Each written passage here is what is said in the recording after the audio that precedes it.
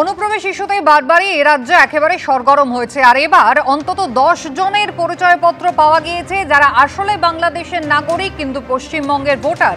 Immigration চেকের সময় এই 10 জনের নাম পাওয়া গিয়েছে। রুমা পাল আমাদের প্রতিনিধি রয়েছেন আমাদের সঙ্গে। রুমা, এদের সম্পর্কে কি জানা যাচ্ছে এবং কি ব্যবস্থা নেওয়া হয়েছে? দেখো, প্রথমেই জানিয়ে রাখি যে এইভাবে এফআরআরও থেকে কিন্তু এইভাবে প্রতিনিয়তই এরকম ধরনের লিস্ট আসছে সিও দপ্তরে, এবং দেখা যাচ্ছে যে বাংলাদেশি নাগরিক, তাদের পাসপোর্ট রয়েছে বাংলাদেশের, কিন্তু এ রাজ্যের ভোটার। সেটা কিন্তু ইমিগ্রেশনে যাওয়ার সময় কিন্তু চেক করার সময় কিন্তু ওটা ধরা পড়ছে, এবং তার ফলে কিন্তু এফআরআরও সমস্ত লিস্ট কিন্তু সিও দপ্তরে পাঠাচ্ছে।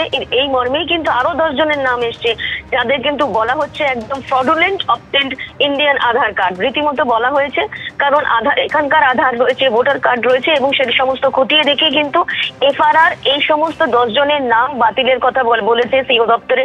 যদিও নিয়ম হচ্ছে সিও দপ্তর অবশ্যই এই সমস্ত লিস্ট পাওয়ার পর কিন্তু সংশ্লিষ্ট জেলাকে পাঠাবে, এবং সেখানে সমস্ত এনকোয়ারি করার পরই কিন্তু এই যারা বাংলাদেশি নাগরিক কিন্তু এখানকার ভোটার তাদের কিন্তু নাম বাদ যাবে।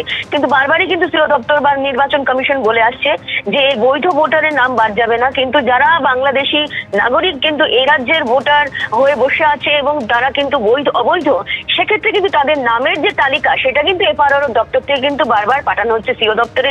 এই মর্মে কিন্তু আরো 10 জনের নাম পাঠানো হলো, এবং তার কথা আরো একবার জানিয়ে রাখি যে এই শুধু 10 জন নয়, এবং এর সঙ্গে সঙ্গে বলে রাখি যে এরকম এর আগেও প্রায় 500 জনের নাম কিন্তু এরকম সিও দপ্তরে এসেছে, তাদের নাম বাতিলের কথা বলা হয়েছে এফআরআরও দপ্তর থেকে।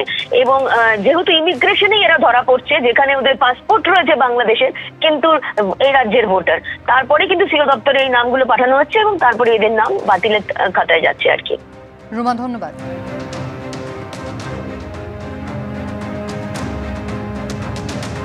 এবার ইআরওদের নিয়োগ নিয়ে বেনিয়মের অভিযোগ তুললেন বিরোধী দলনেতা শুভেন্দু অধিকারী।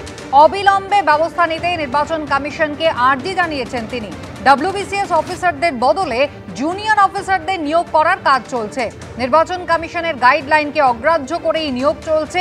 এভাবেই 226 জনকে নিয়োগ করা হয়েছে। এক্স হ্যান্ডেলে পোস্ট করেছেন শুভেন্দু অধিকারী। এসডিও, এসডিএম বা আরডিওদেরই একমাত্র ইআরও পদে নিয়োগ করা উচিত, এমনটাই নির্বাচন কমিশনের নির্দেশ ছিল। সেই নির্দেশ নির্বাচন কমিশন পশ্চিমবঙ্গে কঠোরভাবে প্রয়োগ করুক, পোস্ট করেছেন শুভেন্দু অধিকারী।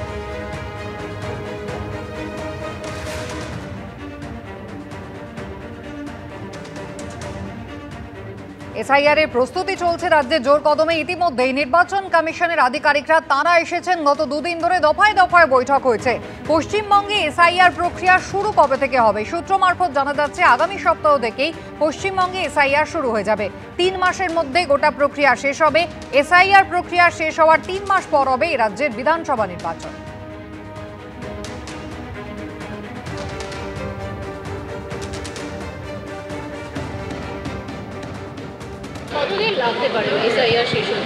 আমি কিছু বলতে পারবো না, এই তো ইসিআই শিডিউল ডিসাইড করবে। নোটিফিকেশন আগে তো শেষ করতেই হবে। এখানে 3 মাস ছিল, এখানে কতদিন হবে না হবে এ তো কমিশন ডিসাইড করবে।